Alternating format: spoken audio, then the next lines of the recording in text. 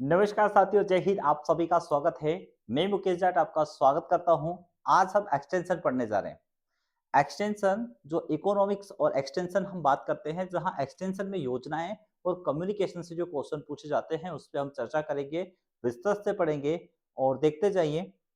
देखेंगे हम क्या पढ़ रहे हैं, एक्सटेंशन। अब बात यहाँ आ रही है एक्सटेंशन की कि इकोनॉमिक्स और एक्सटेंशन है, ये पार्ट जो है एग्जाम की दृष्टि से सबसे ज्यादा इंपॉर्टेंट है। उसका एक और रीजन है। रीजन क्या है ये हम समझे पहले, फिर हम क्लास स्टार्ट करते हैं। यहां मैं बोल रहा हूं कि हम जो पद के लिए तैयारी कर रहे हैं, RAEO हुआ, RHEO हुआ, चाहे AFO हुआ, चाहे कुछ भी एग्जाम कर रहे हैं, तो यहां पर एक्सटेंशन इंपॉर्टेंट होता है। किसानों को समझाना, चाहे बच्चों को पढ़ाना, या हम बात करें कि बैंक में किसान को हैंडल करना या ग्राहक को हैंडल करना, तो यहां पर सबसे इंपॉर्टेंट है एक्सटेंशन है और एक्सटेंशन से क्वेश्चन पूछते हैं। तो अब हम इसकी शुरुआत करने जा रहे हैं।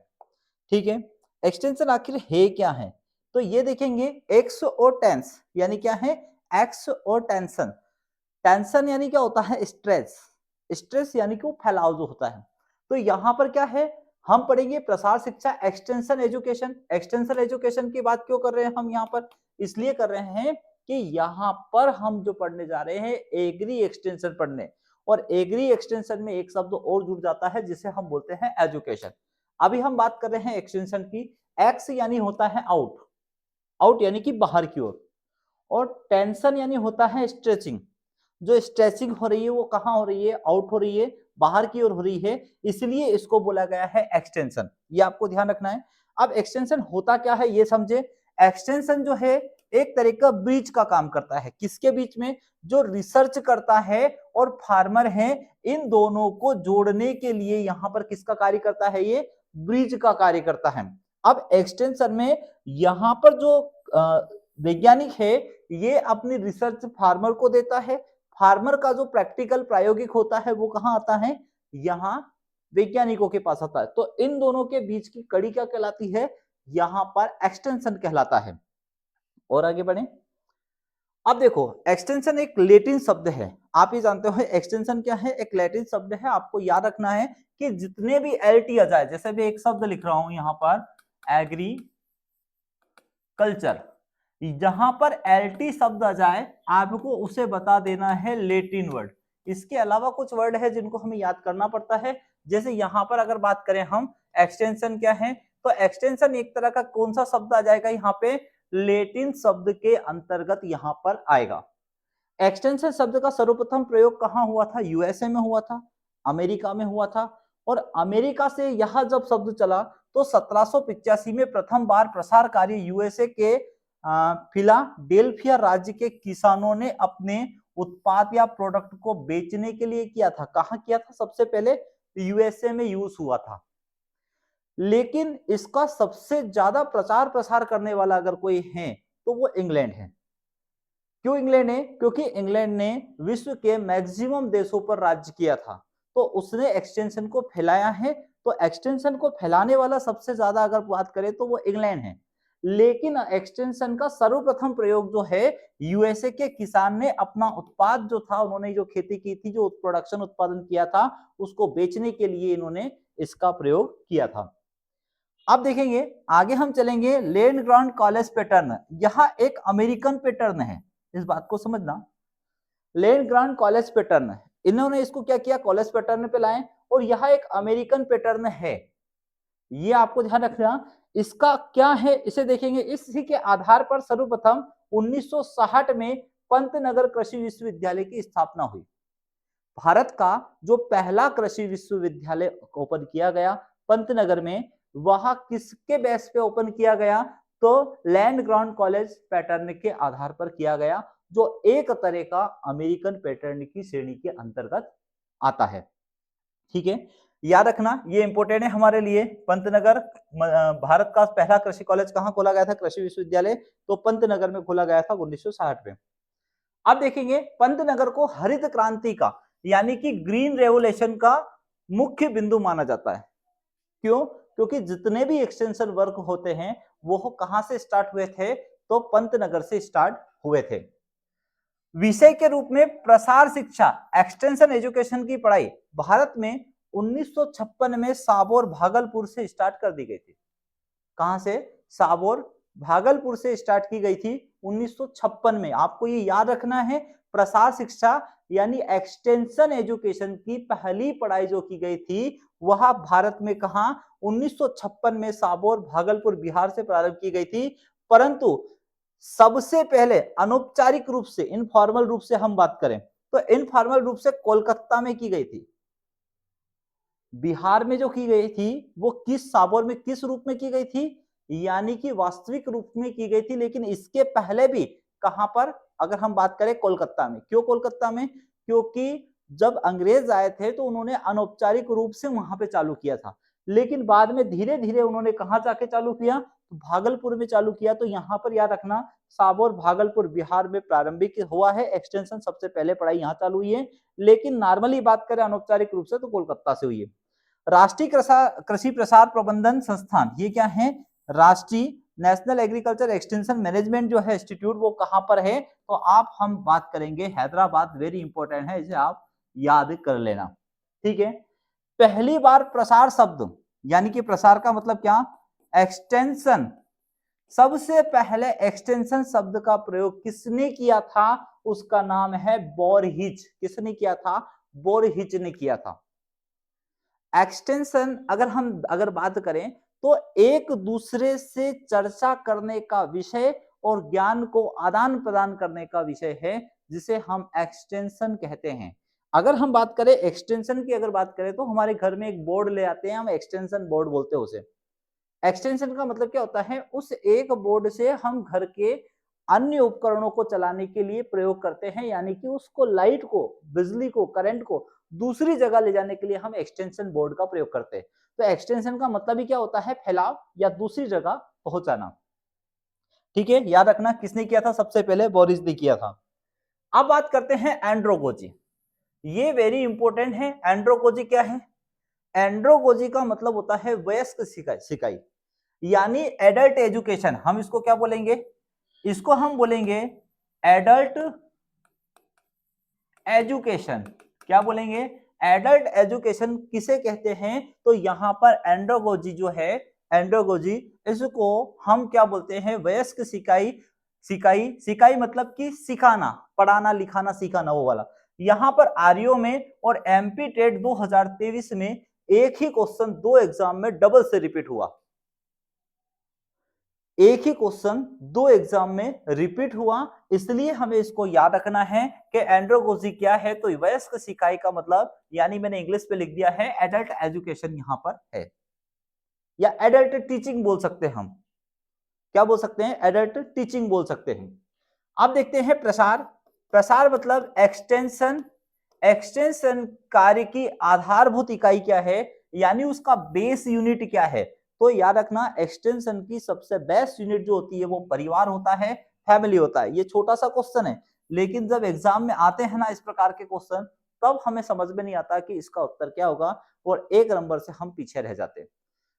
क्या मैंने बताया यहाँ पे? प्रसार कार्य की आधारभूत इकाई, बेस यूनिट क्या है एक्सटेंशन की? तो फैमिली है, परिवार है। फिर बात करेंगे मानव सभ्यता, सिविलाइजेशन की आधारभूत इकाई क्या है? सिविलाइजेशन यानी मानव सभ्यता की हम बात कर रहे हैं। यहां प्रसार की बात कर रहे हैं तो फैमिली आएगा, लेकिन सिविलाइजेशन, मानव सभ्यता की बात करें तो घर या हाउस जो होता है उसे यहां पर उसकी आधारभूत इकाई कहा गया है। दोनों में डिफरेंट है। आप और मैं, हम केवल दो लोगों की बात करेंगे तो यहां पे हमारा एक्सटेंशन हो रहा है। क्या हो रहा है? एक्सटेंशन हो रहा है। मैं आपको पढ़ा रहा हूं, मैं आपको बता रहा हूं, आप सुनते जा रहे हैं, मतलब नॉलेज का आदान प्रदान हो रहा है। तो यहां मैं क्या बोलूंगा? एक्सटेंशन। लेकिन मानव सभ्यता को अगर विकसित करना है तो एक परिवार की जरूरत होती है जो मानव सभ्यता को आगे बढ़ाता है। उसका कौन होता है? घर यहाँ पे होता है आधारभूत इकाई, और यहाँ पर क्या होता है? परिवार, मतलब यहाँ पे परिवार होता है और यहाँ पे घर होता है। दो चीजों का ध्यान रखना। कृषि प्रसार में सबसे उपयुक्त नेता कौन होता है? जो कृषि का प्रसार करता है, प्रचार करता है, वह एक नेता होता है। उस नेता को क्या बोलते हैं? वर्टनरी लीडर बोलते हैं। आपको पता होगा हर गांव में एक व्यक्ति इतना बढ़िया इंसान होता है, वह क्या करता है, नए नए खेती में टेक्नोलॉजी अपनाता है। बाहर से कोई भी टेक्नोलॉजी आई तो वो सबसे पहले उसे यूज करता है, और वो यूज करता है, उसका फायदा लेता है, और फिर वह गांव में अन्य किसानों को बताता है कि भाई मैंने नैनो यूरिया आया है, नैनो यूरिया लिक्विड में आ चुका है, अब एक बोरी उठाने की जरूरत नहीं है। यानी अगर हम यूरिया की 45 केजी किलोग्राम, आजकल 45 किलोग्राम की आ गई है, 45 किलोग्राम की एक बोरी उठाएंगे, वहां एक बोतल हम क्या ले लें, नैनो यूरिया ले लें, इसका स्प्रे करने लगा। तो ये जो वोल्टरी लीडर होता है, वोल्टनरी लीडर, यहां याद रखना कृषि प्रसार में सबसे उपयुक्त नेता होता है, लीडर होता है। नेता मतलब लीडर, नेता मतलब आप राजनीति से मत समझना, ये राजनीति किस बात की करता है, केवल किसानी की राजनीति करता है कि भाई ऐसी फसल बोनी चाहिए, इस प्रकार से प्रयोग करना चाहिए ताकि हमारा उत्पादन ज्यादा हो। तो ये लाभदायक नेता है। क्या है, लाभदायक। प्रसार के सैटेलाइट मॉडल, अब ये क्या मॉडल आया, सैटेलाइट मॉडल आया। सैटेलाइट मॉडल का विचार किसने दिया, जी पेरुमल के द्वारा दिया गया। जी पेरुमल है, इनके द्वारा सबसे पहले क्या दिया गया, सैटेलाइट मॉडल। आपको याद रखना है सैटेलाइट मतलब आप क्या होता है, आप जानते हैं सैटेलाइट ऊपर होता है अंतरिक्ष में, और यहां पर होता है पेरू। पेरू का मतलब क्या होता है, पैर रखना।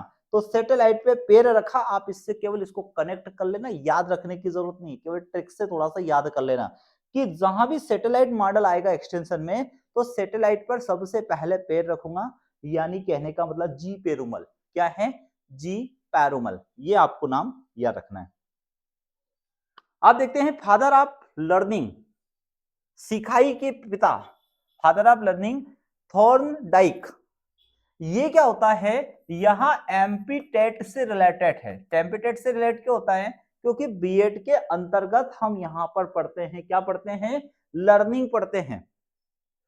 यहां पर फादर ऑफ लर्निंग जो है थॉर्नडाइक को कहते हैं, किसको बोलते हैं, थॉर्नडाइक को यहां पर कहते हैं। ठीक है, और याद रखना अध्यापन में लर्निंग कर्व बनता है, एक अध्यापन कार्य किया जाता है, अध्यापन कार्य में क्या होता है, लर्निंग कर्व बनता है। तो वो पूछ रहा है कि वो लर्निंग कर्व कैसा बनता है, तो इसको यहां पर एमपी टेट 2023 में पूछ लिया गया था।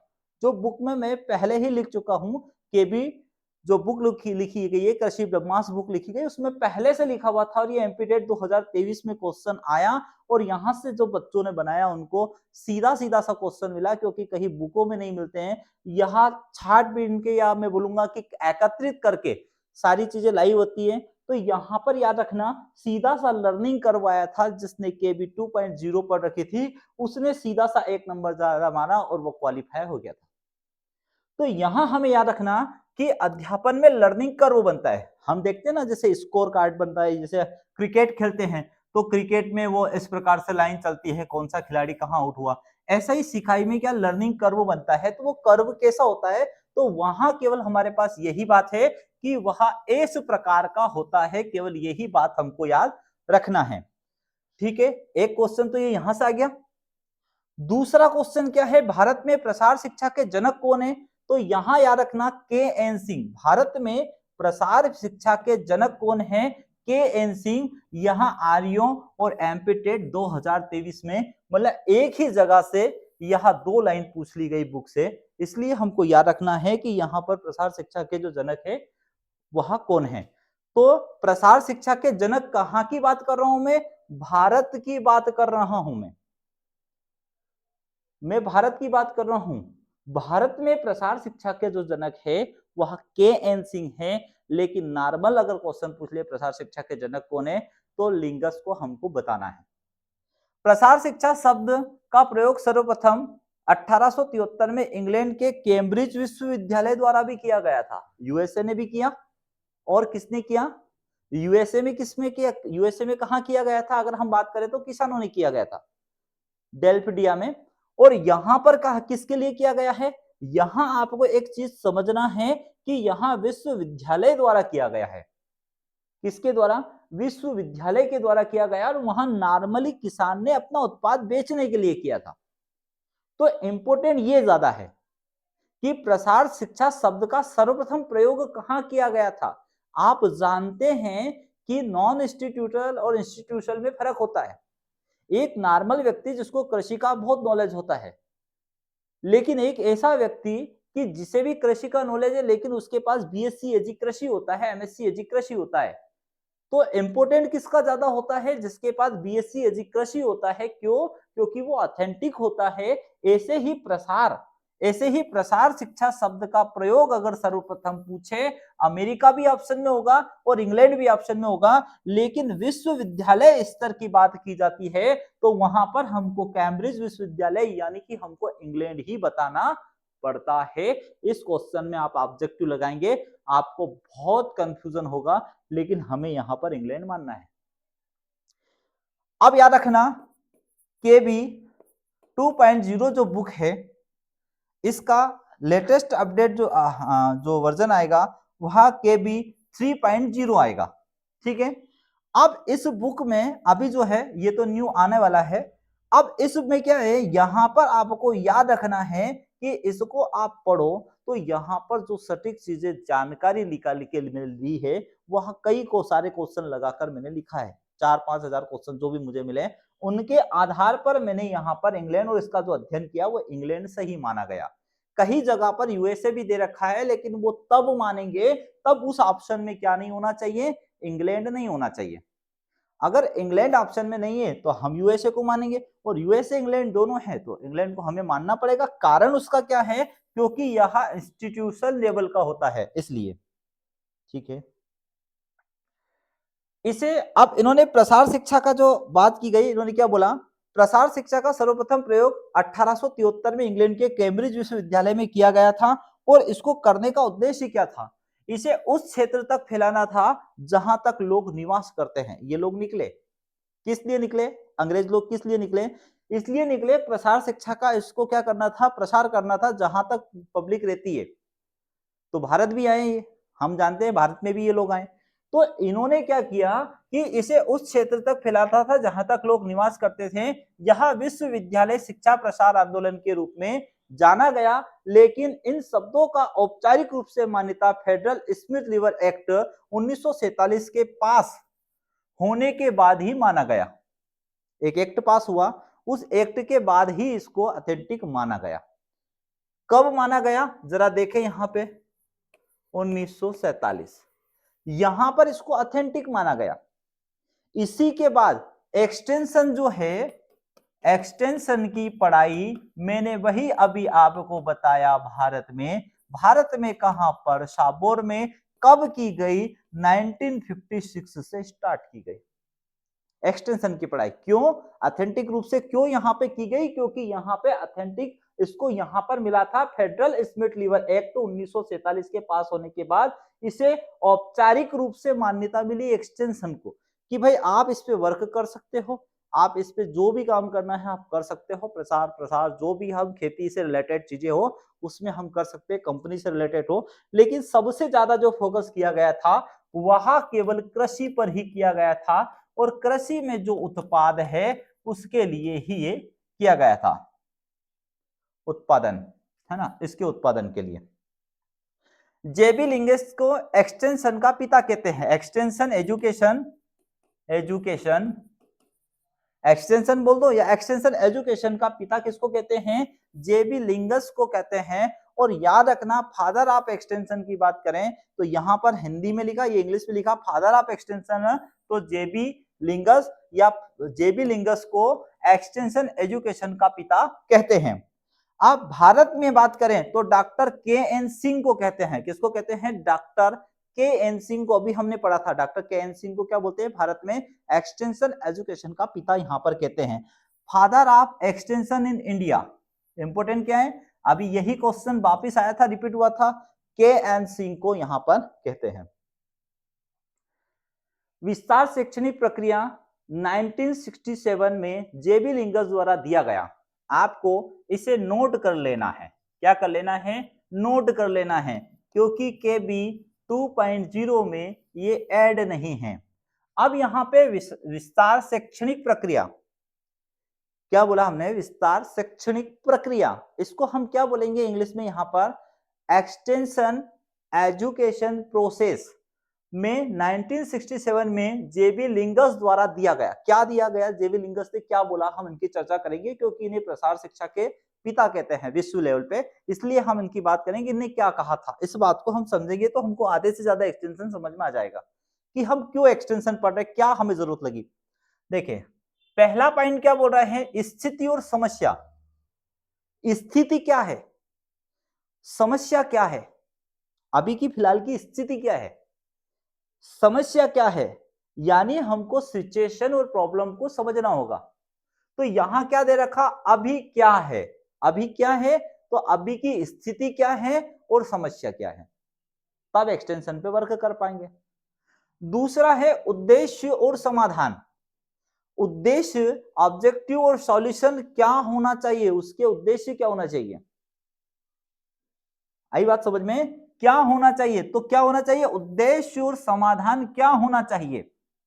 फिर बात करें शिक्षण, टीचिंग, क्या पढ़ाएं और कैसे पढ़ाएं। जैसे मेरे पास समस्या रहती है, समस्या ये रहती है, समस्या का समाधान भी होता है कि अब मुझे आपको क्या पढ़ाना है, वही पढ़ाऊंगा जो एग्जाम से रिलेटेड होगा या ज्यादा महत्वपूर्ण होगा।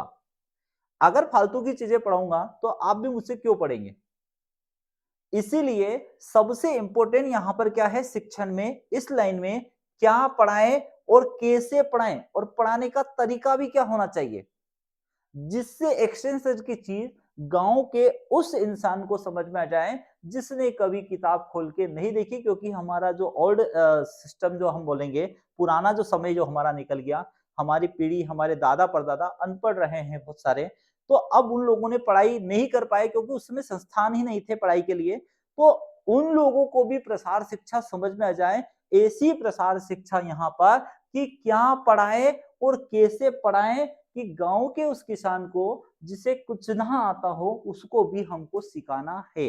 मेरी बात समझ रहे हो, मैं गांव के किसान को की बात कर रहा हूं, उस किसान की जो पिछले 2 दशक से क्या था, अनपढ़ था, ज्यादा पढ़ लिख नहीं पाया था, समस्या थी बहुत सारी। मैं उस किसान की बात कर रहा हूं। आज का किसान जो है, आज की पीढ़ी जैसे आप और हम है, मैं भी एक किसान ही हूं, आज हम थोड़ा बहुत पढ़ कर आगे बढ़े हैं तो हम थोड़ी सी चीज को समझ रहे हैं। लेकिन उस समय योजनाएं क्या होती है, किस प्रकार से खाद उर्वरक का प्रयोग करना है, इन चीजों का थोड़ा सा जो था सिस्टम नहीं था। मतलब दे दिया तो दे दिया, बहुत ज्यादा दे दिया या बहुत कम दे दिया, तो वो मैनेजमेंट सिखाने के लिए यहाँ पे बात की जा रही है ना। अब मूल्यांकन परिणाम क्या रहा भाई, अब बात क्या रही विस्तार की, कि मैंने समझा तो दिया, पढ़ा तो दिया, कैसे पढ़ाया, लेकिन उसका मूल्यांकन करना पड़ेगा, परिणाम क्या रहा। ये तो कब होगा, जब एग्जाम होगी और मैं आपको पढ़ा रहा हूं, आप सिलेक्ट हो गए, आप पढ़ाई करोगे, तभी पता चलेगा कि परिणाम क्या रहा। तो यहां पर जो प्रसार कार्य किया जा रहा है उसका मूल्यांकन क्या है, एलिवेशन क्या है, what has been the result, यानी कि परिणाम क्या रहा। अब परिणाम हमने देख लिया तो पुनः विचार करें,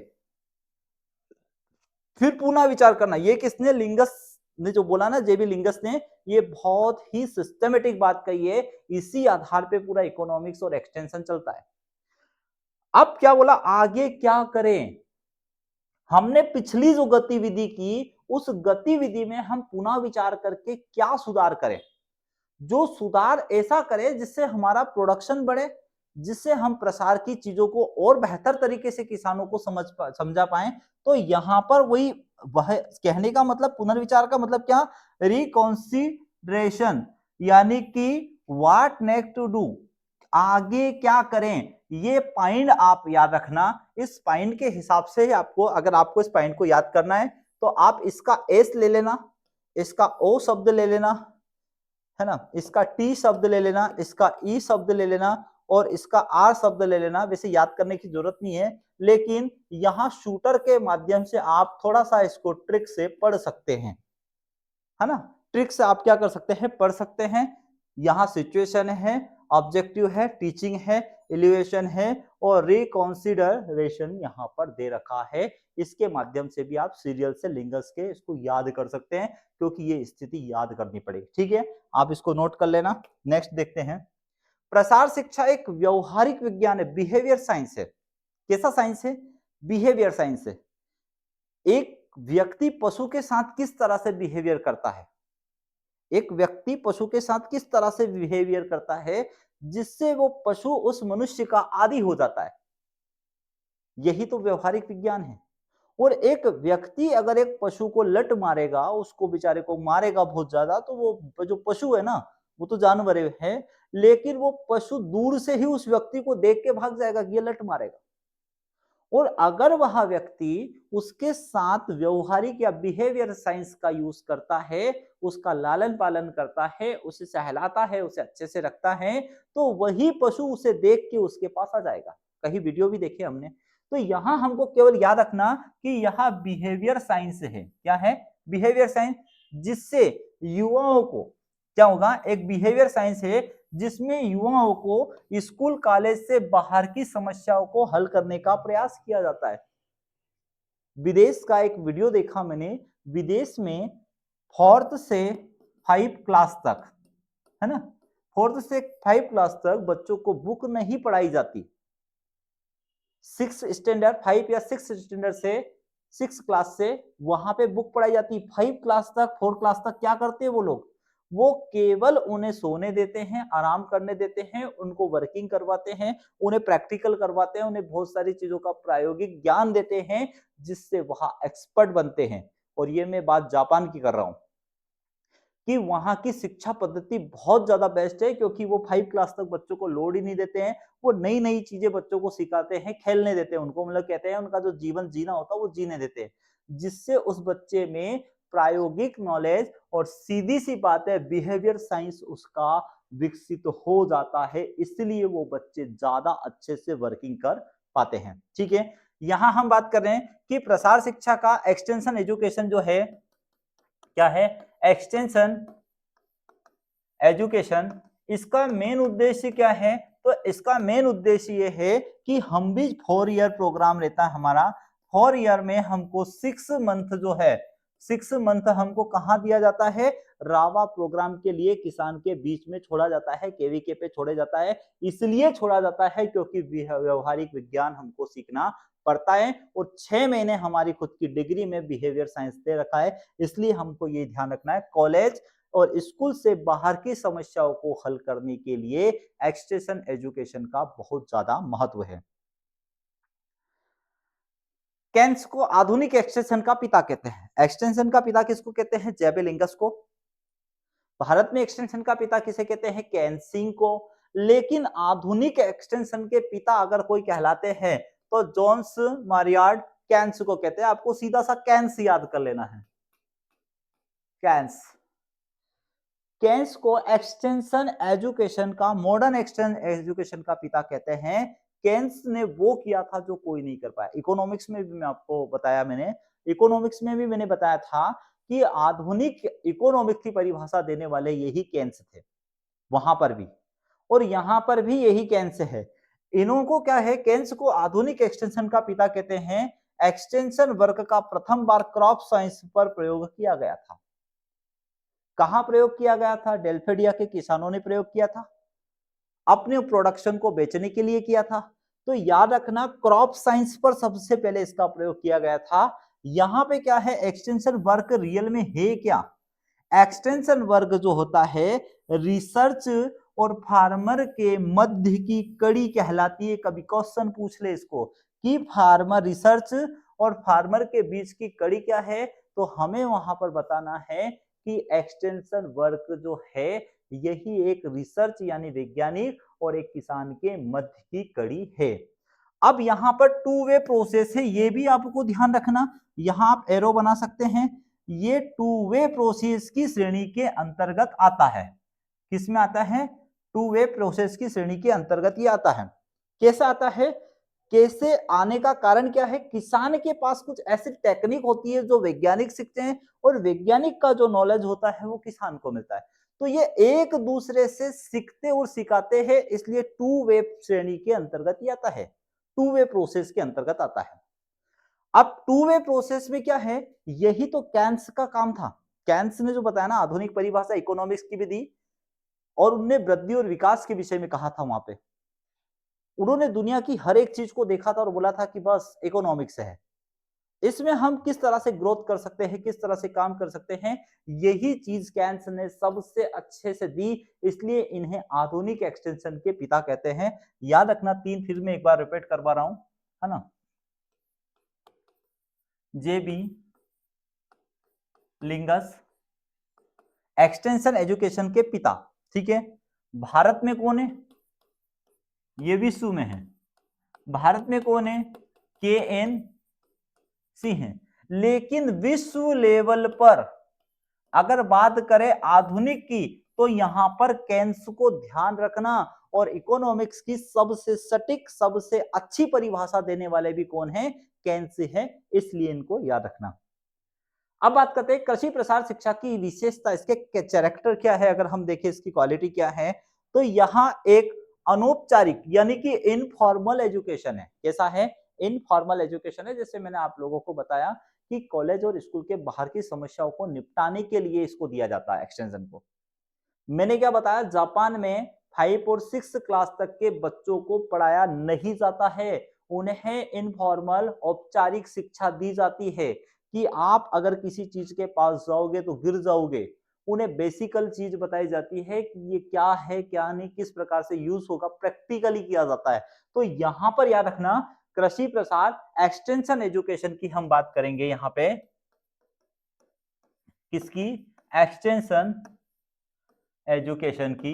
तो एक्सटेंशन एजुकेशन में हमको पहली बात याद रखना, एक ये अनौपचारिक इनफॉर्मल एजुकेशन है जिसे स्कूल कॉलेजों से बाहर दी जाती है, बहुत इंपॉर्टेंट पॉइंट है। दूसरा, यहां अधिक प्रायोगिक होती है, प्रैक्टिकली होता है। प्रायोगिक का मतलब क्या होता है, प्रैक्टिकली होता है। यहां प्रायोगिकली या प्रैक्टिकली होता है, और यहां सतत शिक्षा है, रेगुलर एजुकेशन है। इसमें उम्र का कोई बंधन नहीं होता। किसका बंधन नहीं होता, उम्र का बंधन नहीं होता, कभी भी इसको सीख सकते हैं। इसीलिए तो इन लोगों ने ऐसे किसानों को भी सिखाने की कोशिश की जो किसान बिल्कुल भी पढ़ा हुआ नहीं था, वो भी एक्सटेंशन एजुकेशन को सीख सकता है। इसीलिए बोला था कि उम्र कुछ भी हो, लेकिन आपको सीखना है, आपको उत्पादन ज्यादा लेना है, आपको अपनी इकोनॉमिक ग्रोथ करना है। प्रैक्टिकल हो गया। यह लचीली होती है, कैसी होती है, लचीला होता है, धीमापन होता है इसमें, ये आप समझ सकते हैं। शिक्षा प्रसार का मुख्यतः क्षैतिज हॉरिजॉन्टल होता है। कैसा होता है, क्षैतिज होता है, यहाँ पर हॉरिजॉन्टल होता है। ये इस बात का याद रखना, सॉरी वर्टिकल नहीं होता यहाँ पे। क्या नहीं होता, फिर से एक बार मैं इसको रिपीट कर रहा हूं, देखो, यहां लचीला होता है, यहां प्रसार शिक्षा मुख्यतः क्षैतिज या हॉरिजॉन्टल होता है। कैसा होता है, क्षैतिज या हॉरिजॉन्टल होता है, यानी प्रसार शिक्षा जो होती है वह क्षैतिज रूप में चलती है, ऊर्ध्वाधर रूप में नहीं। नेक्स्ट देखें, यह दोहरी प्रणाली है, दोहरी प्रवाह प्रणाली है, डबल वे प्रोसेस है। क्यों डबल वे प्रोसेस है, क्योंकि वैज्ञानिक वैज्ञानिक और बीच में प्रसार, और यहां पर अगर हम देखें इसको, तो यहां पर कौन होता है, किसान होता है। तो डबल वे प्रोसेस होता है, किसान का जो प्रायोगिकल प्रैक्टिकल होता है वो वैज्ञानिक देखता है, और वैज्ञानिक का जो बुक का अध्ययन होता है, उसका रिसर्च होता है, वह किसान को बताता है। यानी कि 2 वे प्रोसेस की श्रेणी में आता है। अनुसंधानकर्ता किसान को सिखाता भी है और साथ में किसानों से सीखता भी है। ऐसा नहीं कि कृषि वैज्ञानिक को सब कुछ है आ रहा है, कुछ नई चीजें जो होती है कभी कभी किसान सिखा देता है, जो पढ़ा लिखा नहीं होता वो भी सिखा देता है। क्यों, क्योंकि उसके डेली प्रैक्टिस, डेली प्रायोगिक, उसने उसकी पीढ़ी से सीखा, उसके दादा परदादा खेती करते थे तो उसने सीखा है। इसलिए यहाँ पर किसान से सीखना और किसान को सिखाना 2 वे प्रोसेस के अंतर्गत आ रहा है। इसमें व्यवहारिक ज्ञान पहले और बाद में सैद्धांतिक ज्ञान दिया जाता है। पहले क्या दिया जाता है, व्यवहारिक ज्ञान दिया जाता है, बाद में सैद्धांतिक ज्ञान किया जाता है। और इसी के आधार पर विदेशों में, जैसे जापान में बच्चों की जो पढ़ाई हो रही है वो इसी बेस पे हो रही कि पहले बिहेवियर साइंस का बिहेवियर नॉलेज दिया जाता है कि किस प्रकार आपको क्लाइंट से, किस प्रकार आपको किससे बात करना है। नहीं तो दुकान पे आया और दुकान पे कोई आया और उसको बोल दिया कि भाई सामान दे दो, बोले भाई नहीं है चल जा, तो ये बिहेवियर क्या होता है, उसके बिजनेस को खत्म कर देगा।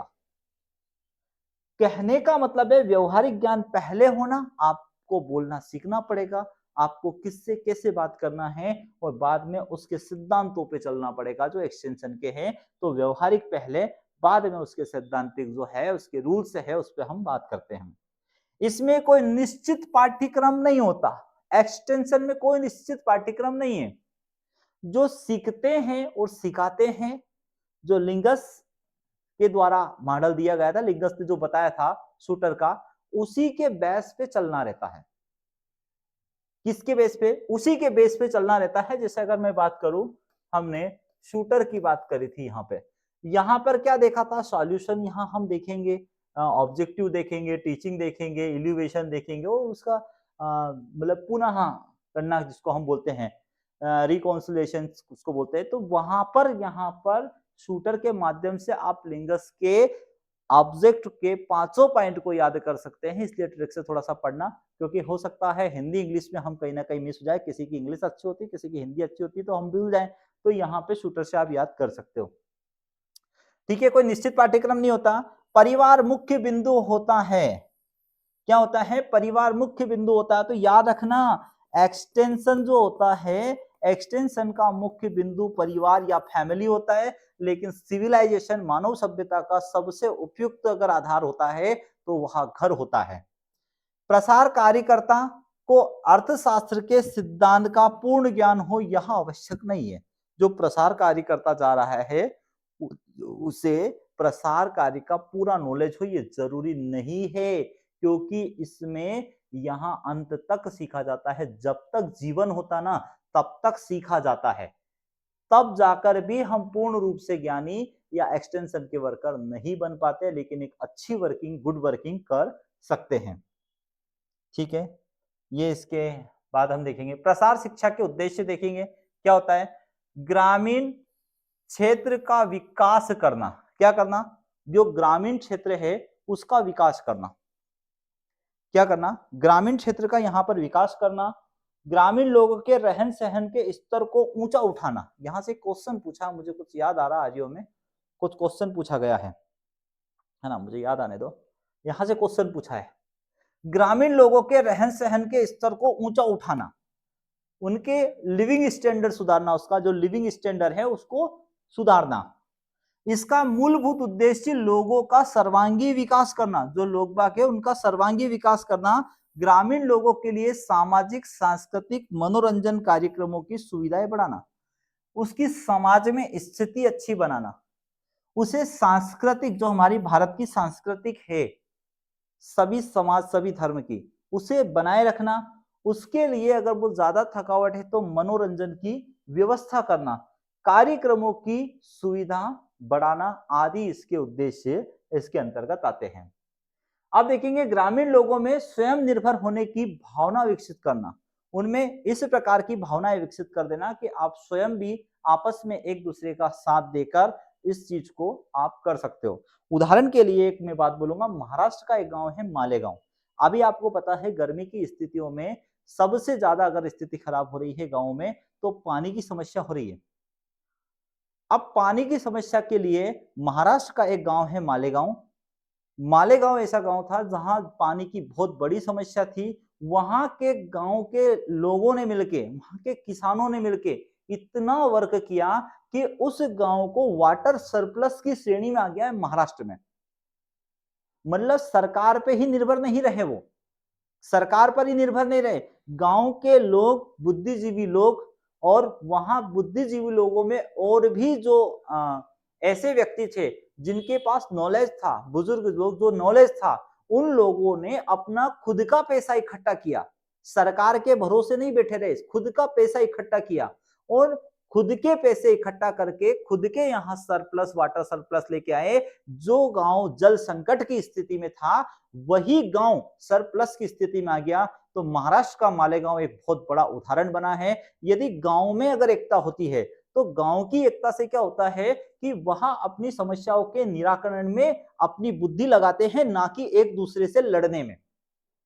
तो यहां हमको याद रखना है कि ग्रामीण क्षेत्र में शिक्षा, स्वास्थ्य की सुविधा उपलब्ध कराना, ग्रामीण लोगों में स्वयं निर्भरता यानी उनमें स्वनिर्भरता होने की भावना, क्योंकि ये भावना ही नहीं बची है, केवल ये भावना ही नहीं बची है, बाकी सारी चीजों के लिए लड़ लेंगे हम, लेकिन उस मुद्दे के लिए नहीं लड़ेंगे जिसमें हम सबको एक साथ आना है। तो एक्सटेंशन जो है ये यही चीज सिखाता है, जिसको एक्सटेंशन का नॉलेज है, भले ही कितना ही पढ़ा लिखा इंसान हो, लेकिन अगर उसमें एक्सटेंशन वर्किंग नहीं है ना, तो वो व्यक्ति किसी काम का नहीं है, उससे तो अनपढ़ अच्छा।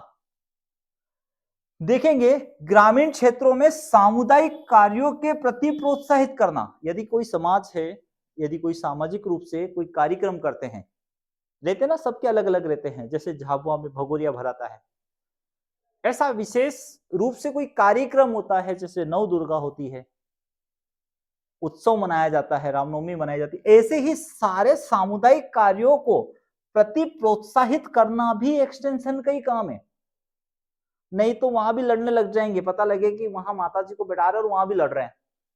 तो एक्सटेंशन जो होता है वहां एकजुट होकर कार्य करना सिखाता है, एक दूसरे की बुराई ना करते हुए, एक दूसरे का सम्मान करते हुए गांव के विकास के लिए काम करना ही एक्सटेंशन है। सॉरी। प्रसार शिक्षा यानी एक्सटेंशन एजुकेशन मानव जीवन में 3 परिवर्तन करता है। ये 3 परिवर्तन जिसके अंदर आ गए ना, वह अपने जीवन में सफल होता है। पहला सबसे पहले क्या, ज्ञान, नॉलेज को बढ़ाना। नॉलेज होता है, अच्छा नॉलेज होता है, ऐसा कोई व्यक्ति नहीं जिसके पास नॉलेज नहीं, अच्छा नॉलेज होता है। योग्यता बढ़ाना, दूसरा वर्ग क्या है, थोड़ा सा टफ है। पहला वर्ग तो बहुत आसान है, नॉलेज तो फ्री मिल जाता है, फ्री में दे देते, बांट देते गांव में जाके सब कि ऐसा कर लो वैसा कर लो, करना कुछ करेगा कुछ भी नहीं, नॉलेज देगा बस लोगों को। अब यहां पे क्या, योग्यता बढ़ाना, ये दूसरा। अब जैसे ही योग्यता बढ़ेगी ना, उसका दृष्टिकोण चेंज हो जाएगा। ये 3 बातें जिसके जीवन में, प्रसार शिक्षा की 3 बातें जिसके जीवन में आ जाती है, उसके गांव का विकास हो जाता है, ना कि वह किसी फालतू की चीजों पर लड़ते हैं। तो यहां पर ज्ञान, योग्यता और दृष्टिकोण, नहीं तो किसी व्यक्ति से हमारी लड़ाई है और वो आया करे, वो तो काम बिगाड़ेगा, हमने पहले ही यहां सेटअप कर लिया कि वो तो काम बिगाड़ेगा, उसका काम ही। उसे इग्नोर करते हुए अपना दृष्टिकोण अगर परिवर्तन करते हैं, तो मानव जीवन में खुशहाली आती है और एक्सटेंशन वर्क में बहुत ज्यादा मदद मिलती है। शिक्षण की विधियां, अब यहां पर शिक्षण की कुछ विधियां हैं, इन विधियों के बारे में हम देखेंगे। सबसे पहले हम देखेंगे व्याख्यान या लेक्चर। क्या देखेंगे, व्याख्यान या लेक्चर। दूसरा है यहां पे समूह चर्चा या ग्रुप डिस्कशन। क्या है, समूह चर्चा या ग्रुप डिस्कशन। तीसरा है सेमिनार। क्या है, सेमिनार। चौथा है संगोष्ठी। ये 4 तरह की प्रसार शिक्षा की विधि हम देखेंगे। आज की क्लास को मैं यही रोकना चाहूंगा। आगे हम देखेंगे यहां पर मेथड ऑफ ट्रेनिंग जो है किस प्रकार से काम करते हैं। लेक्चर तो मैं आपको दे ही रहा हूं। इस प्रकार की चीजें होती है कि एक व्यक्ति बोलता जाता है, सब सुनते जाते हैं। दूसरा क्या, ग्रुप डिस्कशन, समूह चर्चा। समूह में चर्चा करते हैं कि हम किस तरह से अपने गांव का विकास कर सकते हैं, किस प्रकार से हम अपनी समस्याओं का निराकरण कर सकते हैं। तीसरा यहाँ पे क्या होता है, सेमिनार होता है। ये थोड़ा सा टेक्निकल होता है, जैसे कंपनी वगैरह करती है या हमें कोई एक प्रोजेक्ट चलाना होता है या कंपनी चलानी होती है, तो उसके लिए वहां पे सेमिनार जो होता है थोड़ा सा टेक्निकल होता है। वहां पे जितने भी लोग होते हैं वो सब शिक्षित होते हैं। इसके बाद में संगोष्ठी आती है, सिंपोजियम आती है। यही ग्रुप डिस्कशन यानी कि सॉरी हाँ, ग्रुप डिस्कशन का एक रूप है या एक प्रकार है। तो इस प्रकार के हम जो टीचिंग ऑफ ट्रेनिंग, हम लोग अगर हम बोले यहाँ पर मेथड ऑफ ट्रेनिंग जो है, टीचिंग ऑफ ट्रेनिंग या मेथड ऑफ ट्रेनिंग जो है, इसको हम यहाँ पर देखेंगे और किस प्रकार से यह कार्य करेगा इसको देखेंगे। आज के लिए इतना ही। धन्यवाद। जय हिंद, जय भारत।